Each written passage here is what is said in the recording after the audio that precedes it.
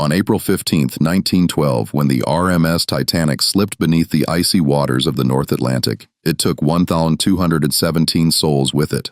Among them was Thomas Andrews, the ship's chief designer, a man who had walked the decks that final night, calmly directing passengers to lifeboats, knowing his creation was doomed. But what the official records never mentioned, what Andrews himself had kept locked away in private journals discovered decades later by his granddaughter in a sealed trunk in County Down, was that he should have died 14 years earlier.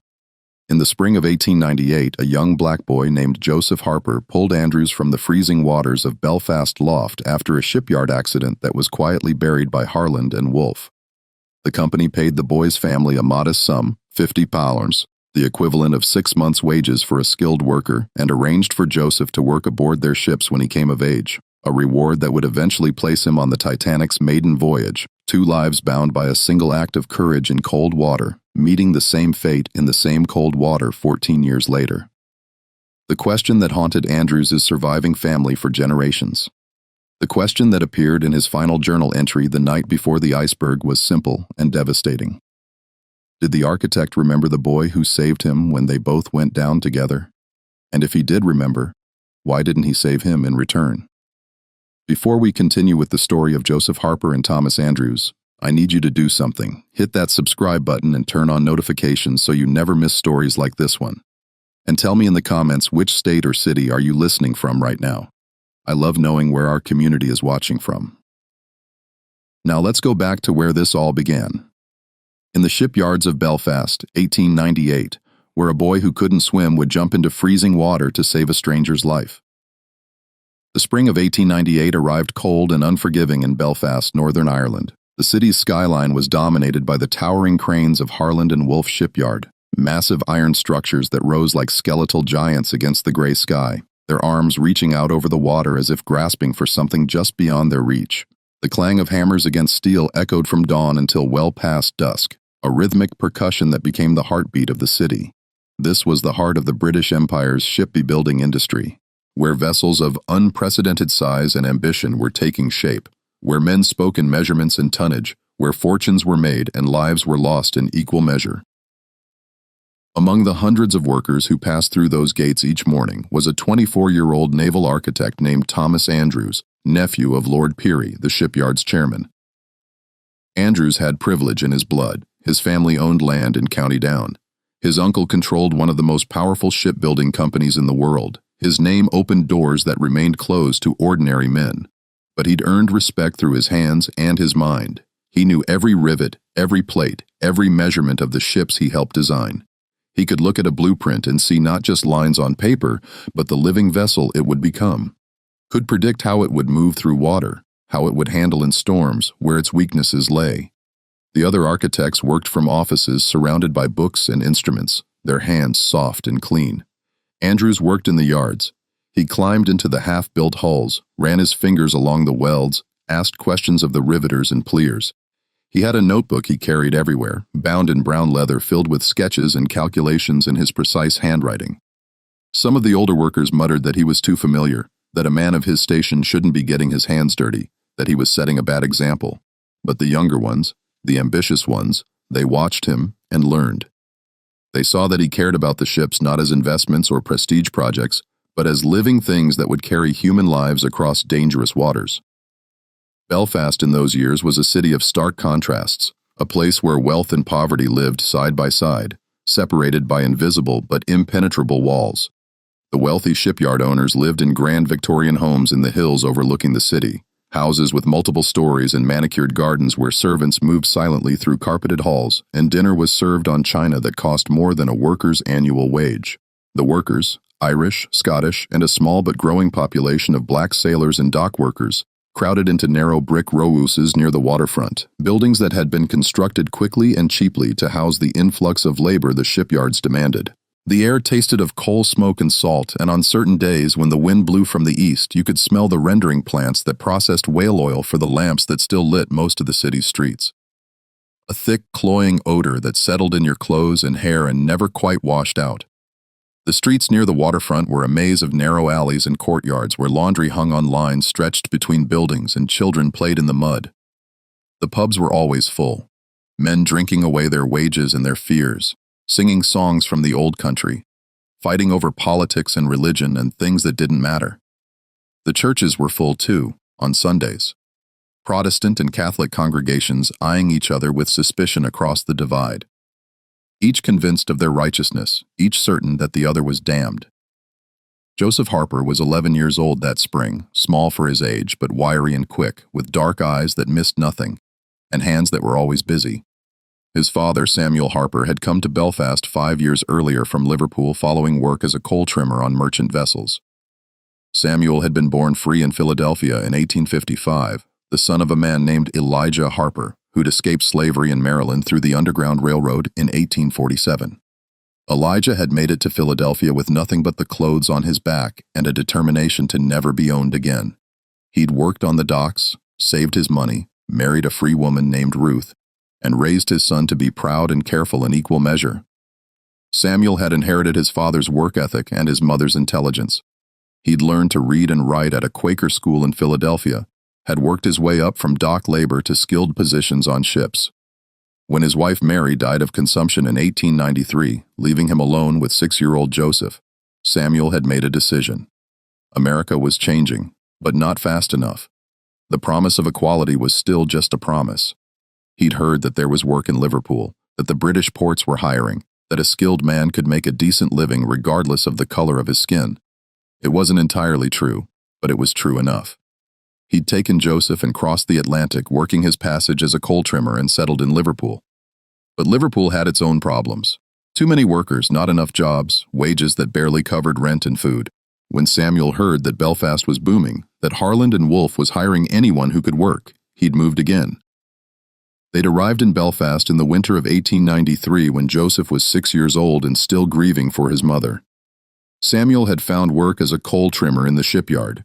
Brutal labor that involved shoveling coal into the furnaces of ships being tested, working in heat that could kill a man, breathing air thick with coal dust that turned your lungs black. But it paid, and it was steady, and Samuel was grateful for it. They lived in a boarding house on Corporation Street run by a widow named Mrs. Donnelly, who'd lost her husband to a shipyard accident 3 years earlier. The house was narrow and dark with thin walls and floors that creaked with every step. Joseph and Samuel shared a small room on the second floor, barely large enough for 2 narrow beds and a trunk that held all their possessions. The window looked out onto the street where you could watch the workers streaming past in the early morning darkness, their faces gray with exhaustion, their lunch pails clanking against their legs. In winter, frost formed on the inside of the window, delicate patterns that Joseph would trace with his finger while his father slept. Joseph couldn't attend the regular schools. There were only 2 in Belfast that would accept a black child, and both were too far from Corporation Street for a boy who needed to work. One was run by Quakers in the north of the city, a 2-hour walk each way, and the other was a charity school near the docks that only operated 3 days a week. Samuel had tried to enroll Joseph in the Quaker school, but the walk was too long and too dangerous. The streets of Belfast were not kind to a black child walking alone. There were gangs of boys who would throw stones, men who would spit and curse, women who would pull their children away as if Joseph carried some contagion. Instead, Joseph spent his days running errands for the shipyard workers, fetching tools, carrying messages, selling newspapers at the gates during shift changes. He was good at it, quick and clever, able to slip through crowds and remember complicated instructions. He made enough coins to contribute to the rent and buy his own food, which made him proud. He knew the rhythms of the yard like he knew his own heartbeat. He knew which foremen were kind and which would cuff you for looking at them wrong. He knew where the dangerous work was happening and where a boy could slip through to watch the massive ships taking shape, their hulls rising like iron mountains from the slipways. He knew that the riveters worked in teams of 4, a heater, a catcher, a holder-on, and a riveter, and that they could drive 200 rivets in a day if the work went well. He knew that the plirs measured everything twice because a mistake could mean death when the ship went to sea. He knew that the painters mixed their own colors and that the smell of the paint could make you sick if you breathed it too long. He knew that accidents happened every week. Men falling from scaffolding, being crushed by falling plates, burned by molten metal, drowned when boats capsized during testing. Thomas Andrews was different from most of the managers, and even the workers noticed it. He didn't just review plans from an office. He climbed into the half-built hulls, ran his hands along the welds, asked questions of the riveters and pliers. He would spend hours watching a teamwork, taking notes, asking why they did things a certain way, listening to their answers with genuine interest. He treated them like colleagues, not servants. He remembered their names. When a riveter named O'Brien fell from a scaffold and broke his leg, Andrews visited him at home, brought money for his family, made sure he had a job waiting when he recovered. Some of the older workers muttered that he was too familiar, that a man of his station shouldn't be getting his hands dirty. But the younger ones, the ambitious ones, they watched him and learned. They saw that he cared about the ships not as investments or prestige projects, but as vessels that would carry human lives across dangerous waters. They saw that he argued with the accountants who wanted to cut costs, that he insisted on quality even when it meant delays and expense. They saw that he had nightmares about ships sinking, about design flaws that could kill hundreds of people. Joseph had seen Andrews many times, though they'd never spoken. The architect was just another well-dressed figure moving through the yard, distinguished only by the fact that he seemed to notice things others didn't. A misaligned plate, a rivet that hadn't been properly set, a measurement that was off by inches. Joseph had once heard him arguing with a senior foreman about the thickness of hull plating on a new vessel. Andrews had been insistent, almost angry, his voice rising in a way that made workers stop and stare. "This plating is 2 millimeters thinner than the specifications," Andrews had said, his finger jabbing at the blueprint spread across a makeshift table. 2 millimeters might not seem like much, but at depth under pressure, it could be the difference between a ship that holds and a ship that ruptures. The foreman, a thick-necked man named Garrett, had scoffed. "Mr. Andrews, with respect, we've built 100 ships with plating this thickness. Not one has had a problem. The accountants are breathing down our necks about costs. 2 millimeters of steel across the entire hull adds up to thousands of pounds in expense." "And how much does a human life cost, Mr. Garrett?" Andrews had asked quietly. "How much is it worth to you?" The foreman had eventually backed down, muttering about impractical idealists and university men who didn't understand the real world, but the plating had been replaced and the ship had sailed without incident. Joseph had watched the whole exchange from behind a stack of lumber, and he'd thought that Thomas Andrews was either the bravest man in the shipyard or the most foolish. It was April 7th, 1898, a Thursday. Joseph remembered the date because it was his mother's birthday. She would have been 32. Would have been alive for 9 years if consumption hadn't hollowed out her lungs and left her gasping for breath in a cold room in Liverpool. His father had been somber that morning, sitting on the edge of his bed with his head in his hands, and Joseph had left early, not wanting to see the grief in Samuel's eyes, not wanting to feel the weight of his own loss pressing down on him. The day was overcast with a bit of wind coming off Belfast Lough that cut through Joseph's thin jacket and made his eyes water. He'd spent the morning selling newspapers at the shipyard gates, shouting headlines about the growing tensions between America and Spain over Cuba, about the mysterious explosion that had sunk the USS Maine in Havana Harbor 2 months earlier, killing 266 American sailors. Remember the Maine? The newspapers screamed and people were buying them up, eager for news of war, eager for something to break the monotony of their lives. By afternoon, Joseph had made enough coins to buy bread and a bit of cheese from a vendor near the docks, and he'd wandered down to the waterfront to eat, watching the ships. He liked to watch the ships. He liked the way they moved through the water, graceful despite their size. The way their hulls cut through the waves, the way their smokestacks trailed black plumes across the sky. He imagined what it would be like to be on one of those ships. To sail across the ocean to America, to see the places his grandfather had told his father about, the places where a black man could walk down the street without fear. The loft was choppy that day, gray water topped with white foam, the waves slapping against the pilings with a rhythmic thud. Several vessels were anchored offshore, waiting for dock space or repairs, their hulls dark against the lighter gray of the sky. Joseph sat on a piling near the shipyard's private dock, his feet dangling above the water, tearing pieces from his bread, and eating slowly to make it last. The cheese was sharp and salty, and he savored each bite, knowing it might be the only substantial food he'd have until his father came home with whatever Mrs. Donnelly was serving for dinner. That's when he heard the shouting. At first, it was just raised voices from the direction of the shipyard's private dock, where smaller boats fed managers and inspectors out to ships at anchor. Joseph turned and saw a cluster of men in dark coats standing at the dock's edge, pointing at the water. One of them was running back toward the main yard, his coat flapping behind him like the wings of a panicked bird. Something was wrong. Joseph could feel it in the sudden tension in the air, in the way the other workers were stopping what they were doing and turning to look. Joseph jumped down from the piling and ran toward the commotion, his bread forgotten, his heart suddenly pounding. As he got closer, he could see what had happened. A small launch, one of the shipyard's motorboats, maybe 20 feet long with a small steam engine, had capsized about 30 yards from the dock. The boat's hull was visible, dark wood bobbing in the rough water like the back of some great beast. 2 men were clinging to it, shouting for help, their faces pale with cold and fear. A 3rd man was in the water, separate from the boat, his arms flailing, his head going under and coming back up, his mouth open in a soundless scream. The men on the dock were yelling, but no one was moving. Joseph heard fragments of their panic. "Get a rope. Where's the harbor master? Someone fetch a boat, he's going under." But they were just standing there frozen, watching a man drown 30 yards away. The water was brutally cold. Joseph knew that. His father had told him stories of men who'd fallen into the loft in winter and died within minutes, their bodies pulled under by the cold and the weight of their clothes, their hearts stopping from the shock. The man in the water went under. He came back up, gasping, his arms moving more slowly now, his movements becoming sluggish. Joseph recognized the dark coat, the shape of the man's head, the way he moved. It was Thomas Andrews. Later, people would ask Joseph why he did it. An 11-year-old boy, barely 5 feet tall and weighing maybe 70 pounds, jumping into water that had killed grown men. He never had a good answer. He couldn't explain the impulse that seized him, the certainty that he had to act, that if he didn't act, someone would die. He remembered dropping his remaining bread, remembered kicking off his boots. They were too big for him, hand-me-downs from a boy who'd outgrown them, and they would have dragged him down. He remembered the shock of the cold water closing over his head, so cold it felt like being stabbed with 1,000 knives. So cold, his lungs seized, and he couldn't breathe. He remembered thinking that his father would be angry, that this was foolish, that he was going to die. But he also remembered his mother's voice from years ago when she was still alive and still strong, reading to him from the Bible in their small room in Liverpool.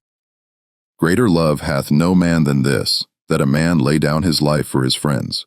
He'd asked her what it meant, and she'd said that sometimes you have to be willing to sacrifice yourself for others, even if they're not your friends, even if they're strangers, because that's what makes us human.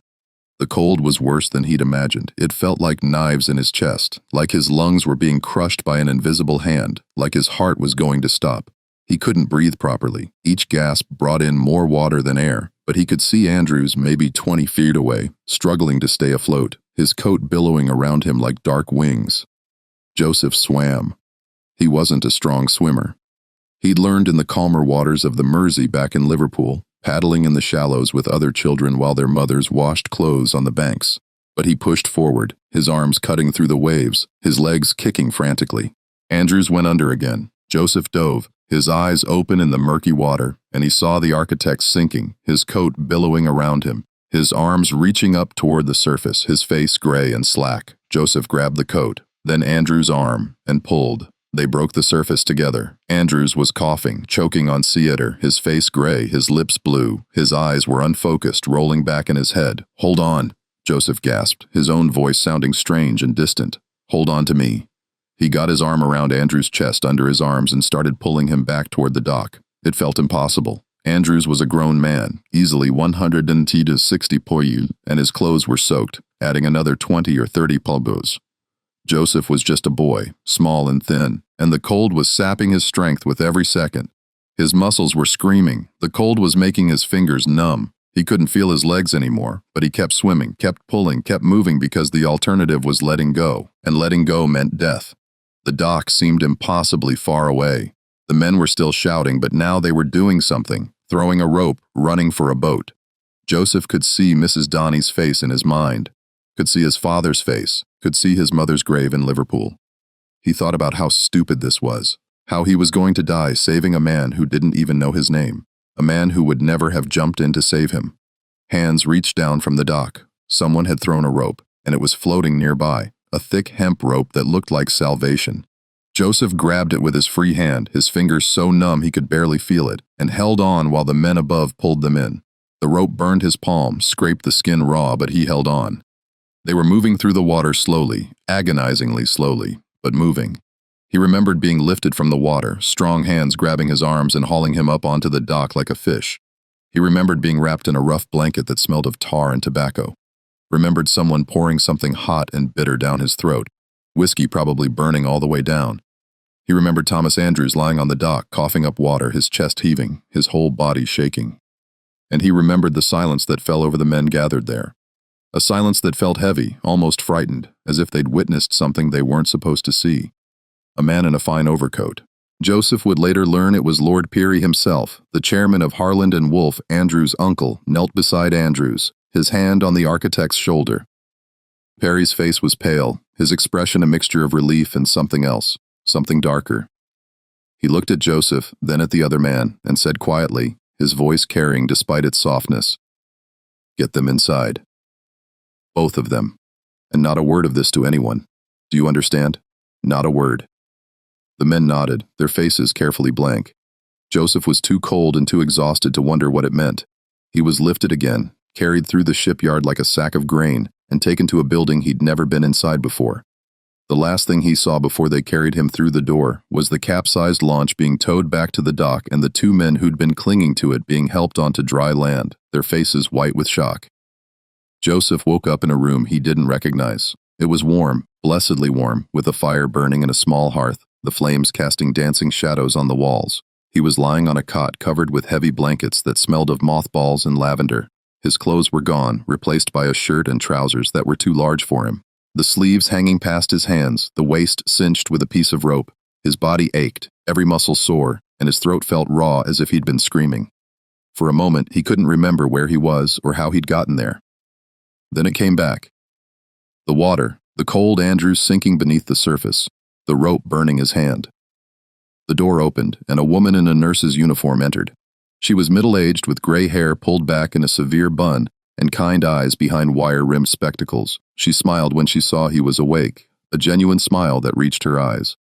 "There you are," she said, her accent marking her as Belfast-born.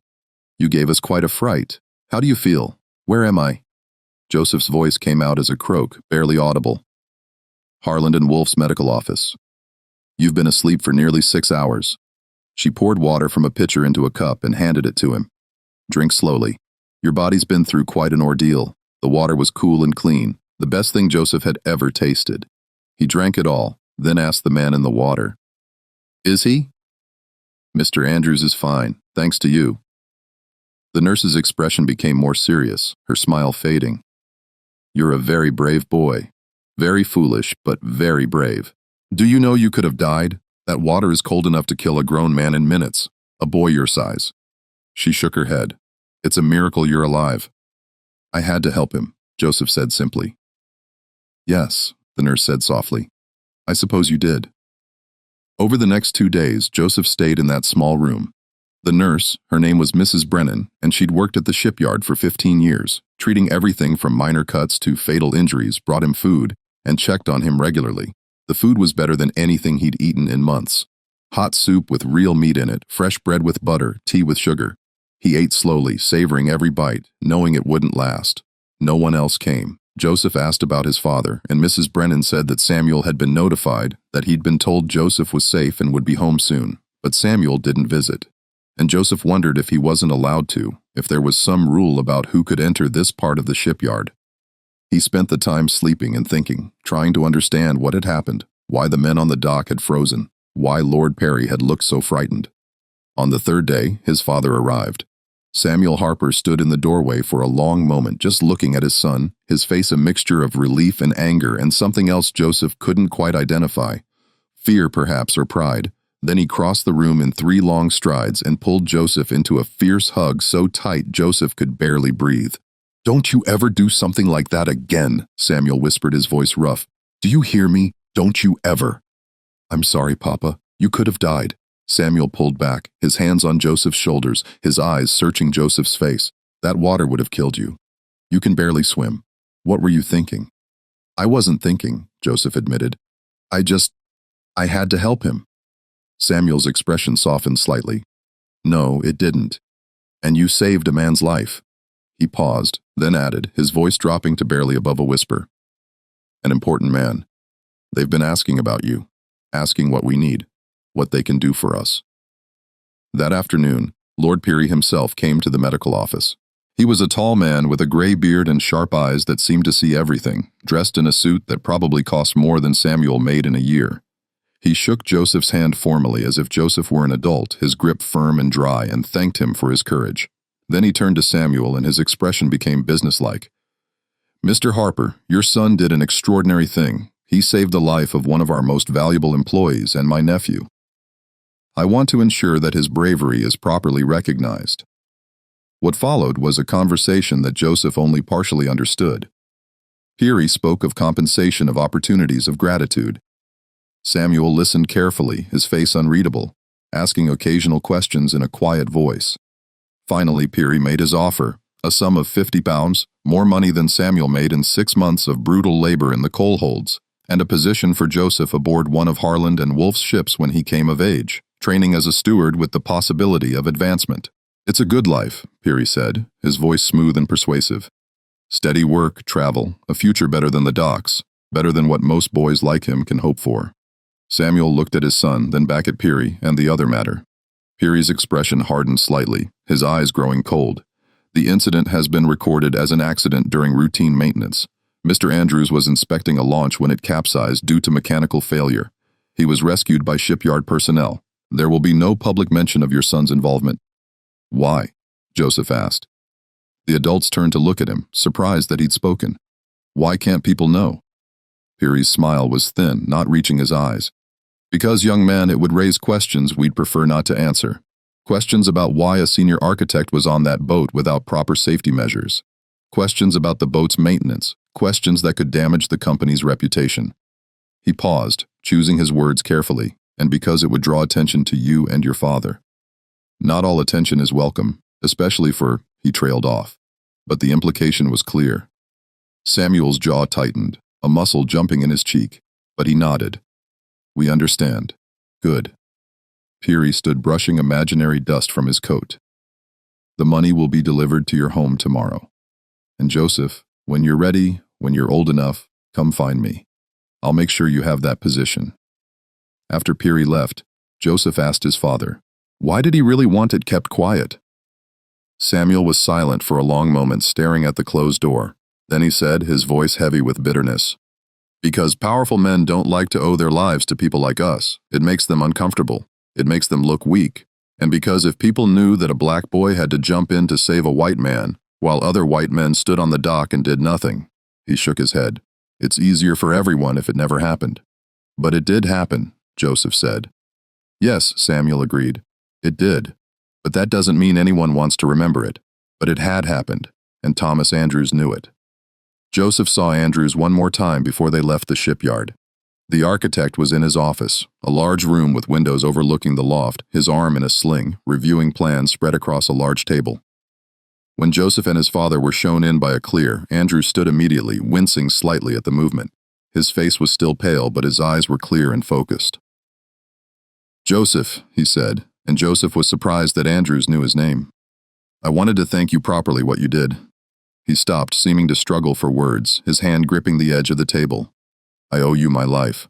I won't forget that, ever." Joseph nodded, unsure what to say. "What did you say to a man whose life you'd saved? What did you say to a man who was important and powerful when you were just a boy who sold newspapers?" Andrews reached into his desk and pulled out a small object. It was a compass, brass and glass, with intricate engravings on the case, ships and waves, and what looked like a family crest. "This was my father's," Andrews said, holding it out. "He gave it to me when I started working in the shipyard. He said it would always point me toward home no matter how far I traveled. I want you to have it for when you go to sea." Joseph took the compass carefully. It was heavy, solid, beautiful. The brass warm in his hand. The needle swung and settled, pointing north. "Thank you, sir." "No," Andrew said quietly, his voice intense. "Thank you. I mean it, Joseph. If you ever need anything at all, you come find me. Do you understand? I owe you a debt I can never repay. But I'll try." As they left the office, Joseph looked back once. Andrews was standing at the window, looking out at the ships in the loft, his hand pressed against the glass. He looked, Joseph thought, like a man haunted by something he couldn't quite name, like a man who'd seen his own death and couldn't forget it. The years that followed were quiet ones for Joseph Harper. Years that passed in a blur of work and survival.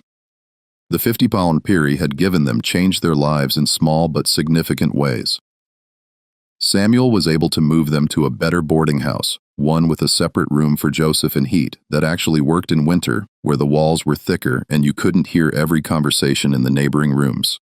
The new boarding house was run by a couple named Ali, and they were kinder than Mrs. Donnelly had been, less likely to raise the rent without warning or threaten eviction over minor infractions. Joseph continued his education at one of the charity schools that would accept him, a small building near the docks run by a retired teacher named Mr. Whitfield, who believed that every child deserved to learn, regardless of the color of their skin.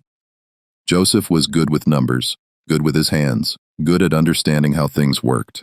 He learned to read with increasing skill, devouring every book Mr. Whitfield would lend him: adventure stories, histories, technical manuals about ships and engineering.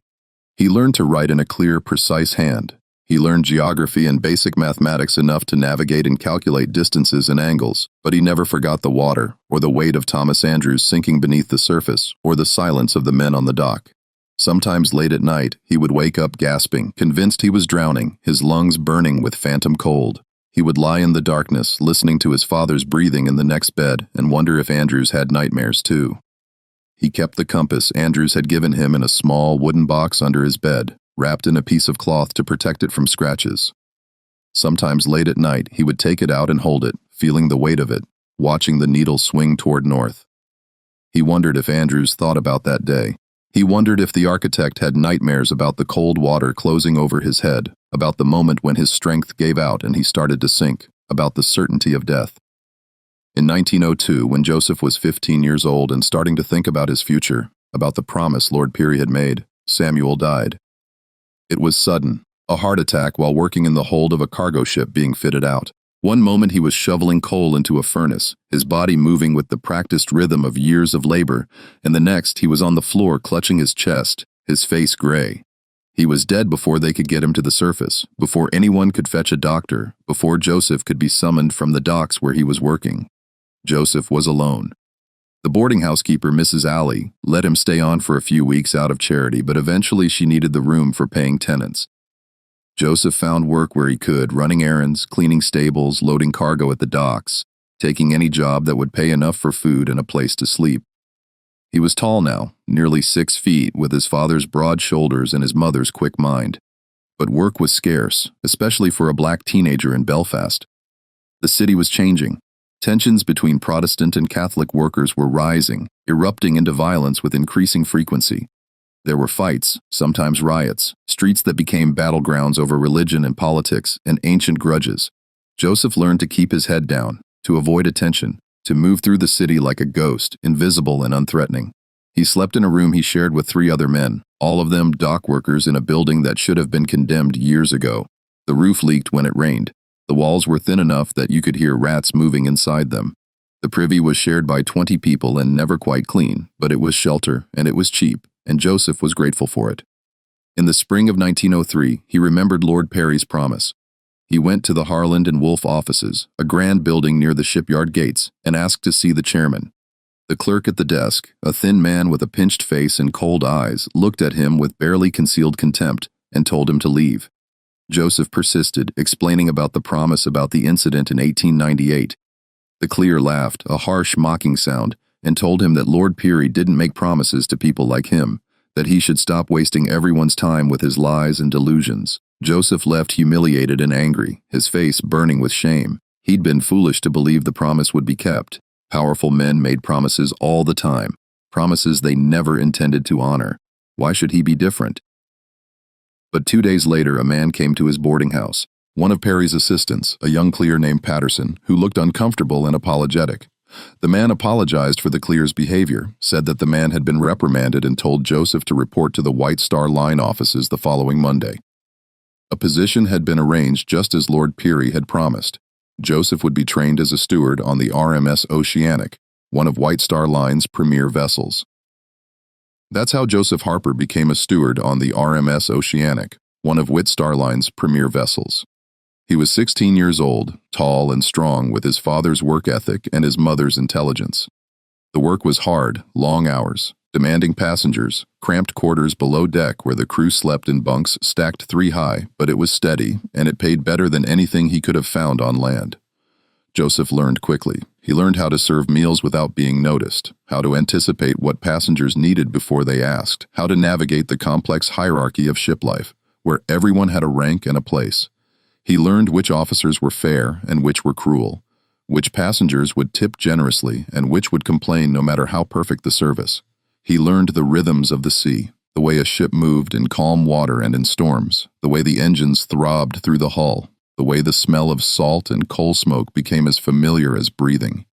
He learned how to walk on a deck that pitched and rolled, how to carry a tray of dishes without spilling, how to press a uniform so it looked crisp and professional. He sailed to New York, to Boston, to Philadelphia, the city where his grandfather had found freedom where his father had been born. He saw the Statue of Liberty rising from the harbor, her torch held high, a symbol of promises that weren't always kept. He saw the crowded tenements of the Lower East Side where immigrants lived 20 to a room, working in sweatshops for pennies. He saw the grand hotels where the first-class passengers stayed, buildings with marble lobbies and crystal chandeliers where a single night's lodging cost more than Joseph made in a month. He sent money back to Belfast to Mrs. Ali to pay for his father's grave marker, a simple stone with Samuel's name and dates. Nothing fancy but permanent. He saved what he could, keeping his money in a small leather pouch he wore around his neck, never trusting the other crew members not to steal. And sometimes, late at night in his bunk, listening to the snores of the other stewards and the creak of the ship's hull, he would take out the compass and wonder about Thomas Andrews. He'd heard that Andrews had become chief designer at Harland and Wolff, that he was working on ships of unprecedented size and luxury, that his designs were revolutionizing the industry. Joseph wondered if Andrews remembered the boy who'd pulled him from the water. He wondered if the architect ever thought about that April day in 1898, about how close he'd come to dying. In 1909, Joseph heard rumors among the crew about a new ship being built in Belfast. Not just a new ship, the largest ship ever conceived, a vessel so massive it would dwarf everything else on the water. The crew called it the unsinkable ship, though that was more hope than fact, more marketing than reality. Joseph paid attention to these rumors. He'd been at sea for 6 years now, and he'd learned that the sea didn't care about human ambition. He'd seen storms that tore ships apart, seen waves that could snap a mast like a twig, seen ships that were supposed to be safe sink with all hands. The idea of an unsinkable ship seemed like hubris, like tempting fate, but the rumors persisted, growing more detailed with each voyage. The ship would be 882 feet long. They said it would weigh 46,000 tons. It would have 9 decks and accommodations for over 2,400 passengers and crew. It would have a swimming pool, a gymnasium, a Turkish bath, a grand staircase that would be the most beautiful thing ever built. It would be called Titanic, and it would be the pride of the White Star Line. In 1910, when Joseph was back in Belfast between voyages, he walked down to the shipyard. He hadn't been back since his father's death, hadn't wanted to see the place where Samuel had spent his final years breaking his body for other men's profit. But he was curious about the ship, about this vessel that was supposed to be unsinkable. The ship was there, rising from the slipway like a steel mountain, like something from a dream or a nightmare. It was massive, larger than anything Joseph had ever seen, larger than he'd thought possible. The hull stretched for what seemed like miles, a wall of steel plates riveted together, rising 8 stories above the ground. Thousands of workers swarmed over it like ants, riveting, welding, building, their hammers, creating a cacophony that could be heard across the city. Massive cranes lifted steel plates into place, each plate weighing tons. Scaffolding covered the hull like a spider's web. Joseph stood at the fence and watched, feeling something he couldn't quite name, or perhaps at the sheer audacity of it, or dread, a cold certainty that something this ambitious, this arrogant, was doomed. He thought about the Greek myths Mr. Whitfield had taught him, about Icarus flying too close to the sun, about the Tower of Babel reaching toward heaven. He thought about hubris and nemesis, about how the gods punished those who reached too high. He asked one of the workers what the ship was called. Titanic, the man said, not looking away from the hull, his voice filled with pride. She's going to be the pride of the White Star Line. Biggest, fastest, most luxurious ship ever built. They say she's unsinkable. Who's designing her? Thomas Andrews, Lord Perry's nephew, best naval architect in the world. They say he's been working on her for 3 years, obsessing over every detail. They say he barely sleeps, that he's at the yard from dawn to midnight, checking every rivet, every weld, every measurement. Joseph felt something cold settle in his chest. He looked up at the massive ship, at the thousands of rivets holding it together, at the sheer audacity of it, and he thought about Andrews, about the man who'd almost drowned in Belfast Lough, about the promise of safety that this ship represented. He wondered if Andrews remembered what the water felt like, if he remembered the cold and the darkness and the certainty of death. He wondered if that memory haunted his designs, if every ship he built was an attempt to cheat death, to create something that could withstand anything the sea could throw at it. In early 1912, Joseph received word that he'd been selected for the crew of the Titanic's maiden voyage. It was considered an honor. Only the best stewards were chosen for such a prestigious assignment, men with years of experience and spotless records. The ship would sail from Southampton to New York in April, carrying some of the wealthiest people in the world, millionaires, aristocrats, celebrities. Joseph would be assigned to second-class service, attending to passengers who were prosperous but not quite rich enough for first class. Businessmen, professionals, families immigrating to America in comfort. He should have been excited. This was the opportunity of a lifetime, the kind of assignment that could lead to permanent positions on the finest ships in the fleet, that could mean better pay and better accommodations. But instead, Joseph felt uneasy. He couldn't explain it. It was just a feeling, a whisper in the back of his mind that something was wrong, a cold certainty that he shouldn't go. He almost declined. He thought about telling the White Star Line that he was ill, that he couldn't make the voyage, that they should find someone else, but he needed the money. He was 25 years old now, and he'd been saving for years, planning to eventually settle somewhere, maybe open a small business, maybe find a wife, and start a family. This voyage would pay well, and it would look good on his record. And he was curious. He wanted to see the ship that Thomas Andrews had built. He wanted to see if it was truly as magnificent as everyone claimed. On April 10, 1912, Joseph boarded the RMS Titanic in Southampton. The ship was even more impressive from the inside than it had been from the docks. The first-class areas were like palaces, grand staircases with ornate row-iron railings and carved wood panels, ornate woodwork that must have cost a fortune, crystal chandeliers that sparkled like stars, carpets so thick you sank into them with every step. The first-class dining saloon was enormous, with tables set with fine china and silver, with waiters in white jackets moving silently between the tables. Even the second-class accommodations were finer than first class on most other ships, comfortable cabins with real beds, a dining room with mahogany paneling, a library with leather-bound books. The crew quarters were cramped and plain, but that was expected. Joseph shared a cabin with 3 other stewards, bunks stacked too high, barely enough room to turn around. But it was clean, and it was warm, and it was better than many of the places he'd slept over the years. Joseph settled into his routine. He served meals in the second-class dining saloon, made beds in the cabins, attended to passenger requests, carried luggage, answered questions. The ship was full. Over 2,200 people, passengers and crew combined. The atmosphere was festive, celebratory. People were excited, optimistic. This was the maiden voyage of the greatest ship ever built. What could go wrong? On the second day at sea, Joseph saw Thomas Andrews. The architect was walking through the second-class dining area during the afternoon, his notebook in hand, examining details, making notes. He looked older than Joseph remembered. He would have been 38 now, 14 years since that day in Belfast Lough.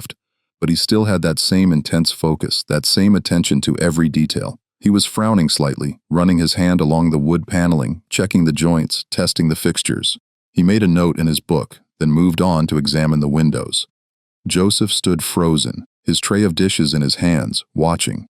For a moment, he thought about approaching Andrews, about reminding him of that day 14 years ago, about showing him the compass he still carried. But what would he say? "Remember when I saved your life and your uncle paid my family to keep quiet about it?" That seemed unlikely to go well. And besides, what was the point? They were different people now, living in different worlds.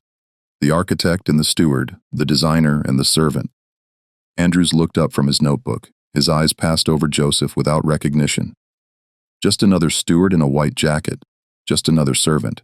Then he moved on, disappearing through the door into the first-class section, and Joseph was left standing there with his tray of dishes, feeling something twist in his chest. Of course, Andrews didn't remember him. Why would he?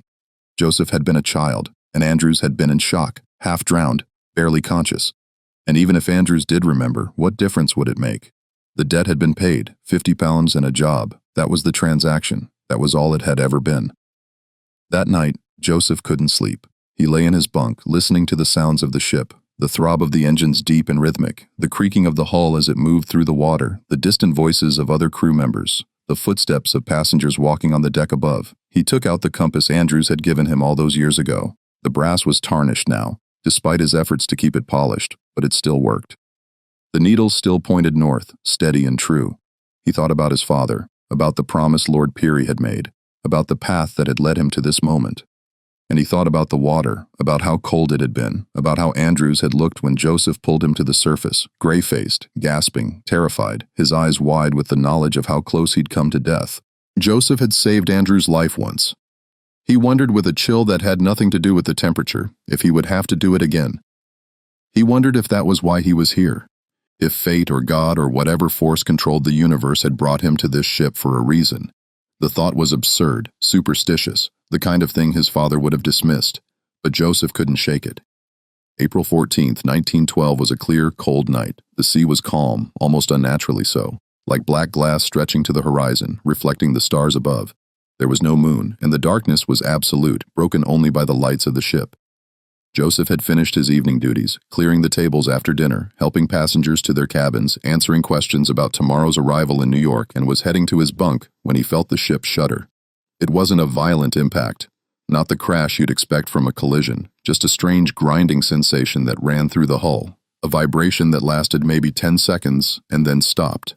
The engine stopped too, and the sudden silence was eerie after days of constant throbbing. Joseph stopped in the corridor, listening, feeling the ship's momentum slowly bleeding away. At first, no one seemed particularly concerned. Ships stopped for various reasons: mechanical checks, navigation adjustments, avoiding other vessels. Joseph went up to the deck to see what was happening, pulling his jacket tight against the cold. Other crew members were there looking out at the water, their breath forming clouds in the frigid air. Someone said they'd hit ice. Someone else laughed and said it was nothing, that the ship was unsinkable, that they'd probably just scraped past an iceberg and the captain was being cautious. But Joseph saw the officers' faces, and he knew it wasn't nothing. They were moving with purpose, their expressions grim, speaking in low, urgent voices. Captain Smith was on the bridge, and even from a distance, Joseph could see the tension in his posture. Something was very wrong. Within 30 minutes, the order came down. All passengers to the boat deck with their lifebelts. The crew was to assist with loading the lifeboats. Joseph helped wake the second-ass passengers, knocking on cabin doors, helping them find their lifebelts. Canvas vests with cork blocks sewn inside, awkward and uncomfortable, but designed to keep you afloat. Many of them were confused, annoyed at being woken in the middle of the night. Some refused to leave their cabins, insisting that this was an overreaction, that the ship was unsinkable, that they'd rather sleep than stand on a cold deck in the middle of the night. "Please, sir," Joseph said to one man, a businessman from Chicago who was traveling with his wife and daughter. "It's just a precaution. The captain wants everyone on deck." "This is ridiculous," the man said. But he got up grumbling and helped his wife into her lifebelt. On the boat deck, chaos was beginning to take hold. The lifeboats were being uncovered and prepared for launch, their canvas covers removed, the davitets swung out over the side. Officers were shouting orders, trying to organize the passengers into groups. Passengers were clustering around the boats, some demanding to board, others still convinced this was unnecessary, that they'd all be back in their warm cabins within the hour. The ship's band had assembled near the grand staircase and was playing ragtime music, trying to keep the atmosphere calm, their instruments bright and cheerful in the cold night air. Joseph saw Thomas Andrews standing near the bridge, talking urgently with Captain Smith. Andrews' face was ashen, his expression desperate. He was gesturing at the ship, at the water, his voice rising, though Joseph couldn't hear the words. Captain Smith was shaking his head, his face grim. Andrews pulled out his notebook, showed the captain something, pointed at his watch. The captain's expression didn't change, but Joseph saw him sag slightly, as if a great weight had settled on his shoulders. The ship was sinking. Joseph understood that now. He could feel it in the way the deck was beginning to tilt, subtle but unmistakable. Could see it in the way the bow was sitting lower in the water. Could read it in the faces of the officers who knew the truth. The unsinkable ship was going down. He helped load passengers into the lifeboats, women and children first. That was the order, the tradition of the sea. But there was confusion about who qualified, about what the rules meant. Were second-ass women allowed in the boats or just first class? What about the crew? What about the men? Different officers gave different orders, some strict, some lenient. Some boats launched half-empty because passengers refused to believe the danger, refused to get into a small boat and be lowered into the dark water. Others were so overcrowded they nearly capsized when they hit the water. Women and children packed in so tight they could barely move.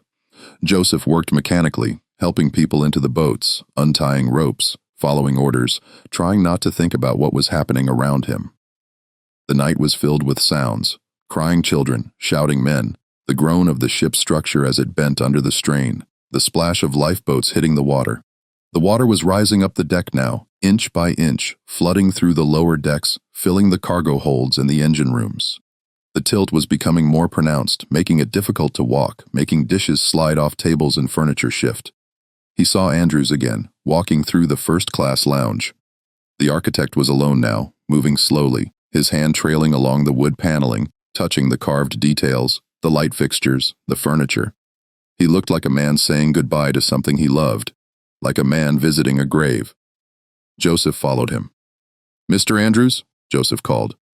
Andrews turned, his eyes distant, unfocused, as if he was seeing something far away.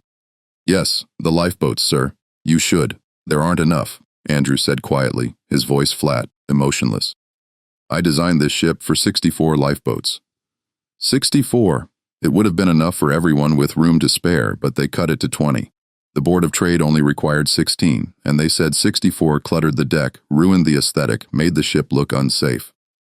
He laughed, a bitter, broken sound. 1,600 people are going to die tonight because someone thought lifeboats were ugly. Joseph stepped closer. "Sir, you need to get to a boat. There's still time." Andrews looked at him properly for the first time, his eyes focusing. Something flickered across his face. Recognition, perhaps, or just confusion. "Do I know you, Belfast?" Joseph said, 1898 Belfast Lough. "You fell from a launch. I pulled you out." Andrews stared at him. The color drained from his face, leaving him gray as ash. "The boy," he whispered. "You're the boy who pulled me out." "Joseph. Joseph Harper." "Yes, sir."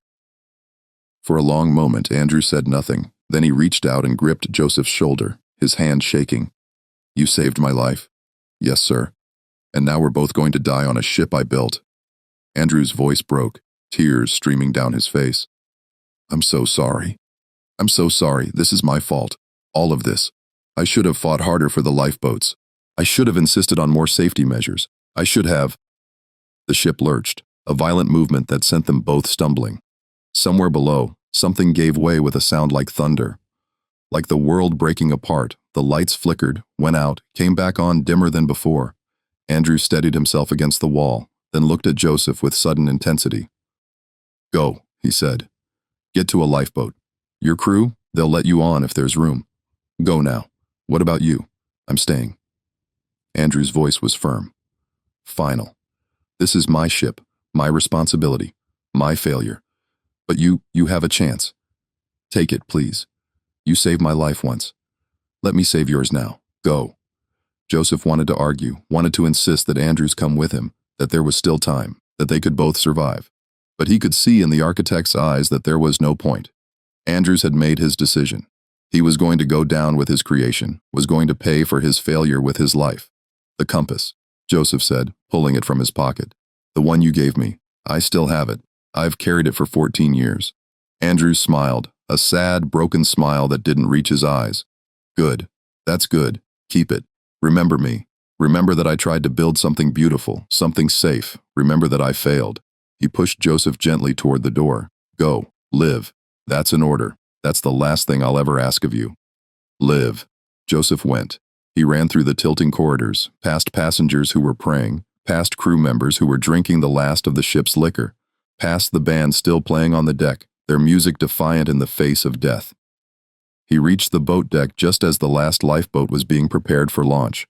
It was Collapsible D, one of the emergency boats, canvas-sided and smaller than the others. An officer was standing guard, only allowing women and children to board, his face set and grim. "Please," Joseph said, his breath coming in gasps. "I'm crew. I can help. Row."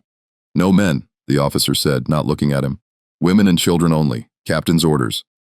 The ship lurched again more violently this time. The bow was underwater now, The forward deck completely submerged. The stern was rising out of the sea, the propellers lifting clear of the water, dripping and massive. People were screaming, running, jumping. Some were climbing over the railings, preparing to jump into the water. The band had stopped playing. The lights were flickering, dimming, the generators failing as the water reached them. Joseph looked back at the ship, at the lights still burning in some of the windows, at the hundreds of people still on board, at the massive structure that was breaking apart, its back snapping under the strain. He thought about his father, about his mother, about the life he'd lived, about the choices that had brought him to this moment. He thought about Thomas Andrews, standing alone in the first-class lounge, waiting for the end, accepting his fate. The officer wasn't looking, distracted by a woman who was trying to bring her dog into the lifeboat. Joseph climbed over the railing and lowered himself down the side of the ship, hanging by his hands from the deck above the lifeboat. Below him, the water was black and infinite, impossibly far away. He could see chunks of ice floating past, white against the darkness, like pieces of a shattered moon. He let go. The cold was exactly as he remembered, exactly as it had been 14 years ago in Belfast Lough. It drove the air from his lungs, seized his muscles, sent shocks of pain through every nerve. Joseph surfaced, gasping, and immediately started swimming away from the ship. He'd heard stories of ships creating suction when they sank, pulling everything nearby down with them. He didn't know if it was true, but he wasn't going to take the chance. He swam with all his strength, his arms cutting through the water, his legs kicking frantically, putting as much distance as possible between himself and the dying ship. Around him, the water was full of people, hundreds of them, all screaming, all dying, their voices creating a sound like nothing Joseph had ever heard. A chorus of agony and terror that seemed to come from everywhere at once. The cold killed quickly. Joseph knew that from Belfast, from his father's stories. 10 minutes, maybe 15, and hypothermia would shut down their bodies, would stop their hearts, would pull them under. He kept swimming, kept moving, knowing that if he stopped, he would die. That movement was the only thing keeping him alive. The Titanic's stern rose higher and higher, lifting out of the water at an impossible angle. The propellers fully exposed now, massive bronze blades gleaming in the starlight. The lights went out, plunging everything into darkness. In that darkness, Joseph heard the sound of the ship breaking apart.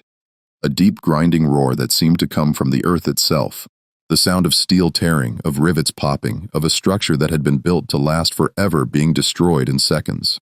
Then the stern slipped beneath the surface, and the greatest ship ever built was gone, leaving only wreckage and the dying. Joseph floated in the darkness, surrounded by the screaming. The cold was taking him too. He could feel it. He couldn't feel his legs anymore, couldn't feel his hands. His arms were moving more slowly, his kicks becoming weaker. He thought about letting go, about slipping under the water and letting it end. It would be easy. It would be peaceful. He was so tired, so cold. He'd done his best. He'd lived a good life. He'd saved a man's life once. That was something. That was enough. But then he heard the sound of oars, the splash of wood cutting through water. A lifeboat was moving through the wreckage, picking up survivors. Joseph called out, his voice barely a whisper, barely audible over the screaming. The boat came closer. Hands reached down and pulled him from the water. Strong hands that grabbed his arms and hauled him over the gunwale like a fish. He collapsed in the bottom of the boat, shaking uncontrollably, unable to speak. He was one of the lucky ones. Out of the 1,017 people who died that night, only 710 survived. Joseph Harper was one of them. Thomas Andrews was not. The RMS Carpathia picked up the survivors the next morning, arriving just after dawn. Her crew working frantically to bring the lifeboats alongside and help the survivors aboard. Joseph was wrapped in blankets, given hot coffee that burned his throat, treated for hypothermia by doctors who moved through the survivors with grim efficiency. He survived, but part of him stayed in that water, in that darkness, with the hundreds of people who didn't make it, with Thomas Andrews, who'd chosen to go down with his ship. In the weeks and months that followed, the inquiries began. Both the American and British governments held hearings trying to determine what had gone wrong, who was responsible, how such a disaster could have happened. Joseph testified at the British inquiry, standing before a panel of officials and telling them what he'd seen. He told them about the shortage of lifeboats, about the confusion on the deck, about the officers who wouldn't let men into the boats even when there was room.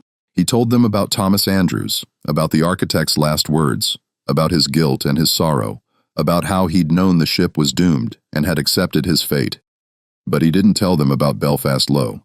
He didn't tell them about the boy who'd saved Andrew's life 14 years earlier, about the debt that had never been repaid, about the promise that had brought him to the Titanic. That story stayed locked inside him, a secret he carried alone.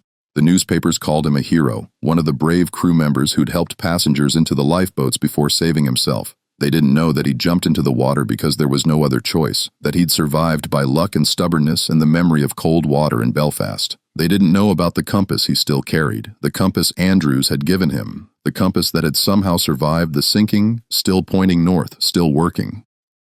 Joseph Harper lived until 1964, 52 years after the Titanic sank. He never went to sea again. He settled in New York in a small apartment in Brooklyn and found work in a factory that made furniture. It was steady work, honest work, work that didn't require him to be on the water. He married a woman named Sarah, a teacher from Harlem, and they had 3 children, 2 daughters and a son. He told his children about the Titanic, about the night the unsinkable ship went down, about the cold water and the screaming and the darkness. But he never told them about Thomas Andrews, about the man he'd saved and couldn't save again. He kept the compass in a drawer in his bedroom, wrapped in the same piece of cloth he'd used in Belfast. Sometimes late at night when he couldn't sleep, when the nightmares came and he woke up gasping and convinced he was drowning, he would take it out and hold it, remembering. He would think about Andrew standing in the first-class lounge saying goodbye to his creation. He would think about the cold water, about the screaming, about the moment when he'd let go of the ship and fallen into darkness. His children asked him once why he kept the compass, what it meant to him. He told them it was a gift from a friend, someone he'd known a long time ago, someone who'd died. He didn't tell them about the debt, about the life saved and the life lost, about the question that haunted him for 52 years. Should he have tried harder to save Andrews? Should he have insisted that the architect come with him? Should he have dragged him to a lifeboat? Should he have refused to leave without him? The official records of the Titanic disaster list Joseph Harper as a second-ass steward survivor age 25. They list Thomas Andrews as chief designer, lost at sea, age 38. The records don't mention Belfast Lough, or the launch that capsized, or the boy who jumped into the freezing water to save a drowning man. Those details were buried by Harland and Wolff, lost to history, forgotten by everyone except Joseph Harper and the Andrews family. But the truth has a way of surfacing, like bodies rising from deep water. In 1985, 73 years after the Titanic sank, Andrews' personal journals were finally released by his family. They'd been kept private for decades, locked in a trunk in the family home in County Down, considered too personal, too painful to share. But Andrew's granddaughter, an elderly woman named Elizabeth, who'd never known her grandfather, decided it was time for the truth to be known. Among the journals was an entry dated April 13, 1912, the day before the Titanic hit the iceberg, the last full day of Andrew's life. In it, he wrote, "Saw the boy today. He's a man now, a steward on this ship. I recognized him immediately, those same dark eyes, that same quick way of moving. He didn't approach me and I didn't approach him, but I recognized him. The boy who saved my life in Belfast, Joseph Harper. I wanted to thank him again, to tell him what his courage meant, to tell him that I've thought about that day every single day for 14 years. I wanted to tell him that he gave me 14 more years of life, 14 years to design ships, to fall in love, to marry, to have a daughter, to create something beautiful. I wanted to tell him that I owe him everything. But I couldn't find the words. Perhaps tomorrow. Perhaps when we reach New York, I'll find him and tell him properly. I'll tell him that he's the bravest person I've ever known. That an 11-year-old boy who couldn't swim jumped into freezing water to save a stranger's life. I'll tell him that I've tried to honor that gift, that I've tried to build ships that are safe, that protect the people who sail on them. I'll tell him that I'm sorry the world didn't recognize what he did, that my uncle paid him to stay silent, that he was denied the recognition he deserved because of the color of his skin. Tomorrow, I'll tell him tomorrow. Tomorrow never came. Both men went into the water that night. One survived, one didn't. And the question that haunted Joseph Harper for the rest of his life, the question he never answered, even to himself, even in the privacy of his own thoughts, was whether he should have tried harder to save Thomas Andrews a second time. Whether he could have convinced the architect to fight for his life instead of accepting his fate. Whether the debt between them could ever truly be repaid, or whether it was a debt that would echo through generations, unanswered and unanswerable.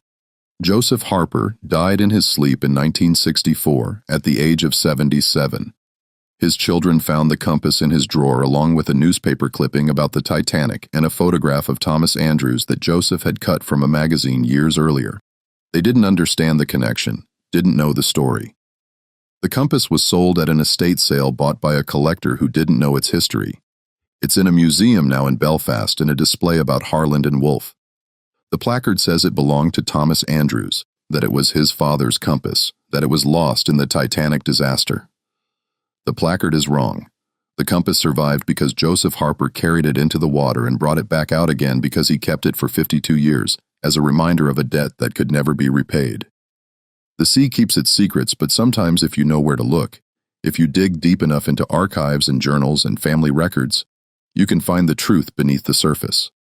This is one of those stories. A story of courage and debt, of two lives bound together by water and fate, of a boy who saved a man's life and a man who couldn't save the boy in return. A story that asks us to consider what we owe to those who save us, and what price we pay for the ships we build, for the ambitions we pursue, for the promises we make and break. What do you think of this story? Do you believe everything was revealed, or is there more hidden beneath the surface? Do you think Andrews should have fought to survive, or was his decision to go down with his ship the honorable choice? Do you think Joseph should have done more to save him? Leave your comment below. If you enjoyed this tale and want more stories like this, subscribe, hit the notification bell, and share with someone who loves mysteries. See you in the next. See you in the next. See you in the next. See you in the next. See you in the next. See you in the next. See you in the next.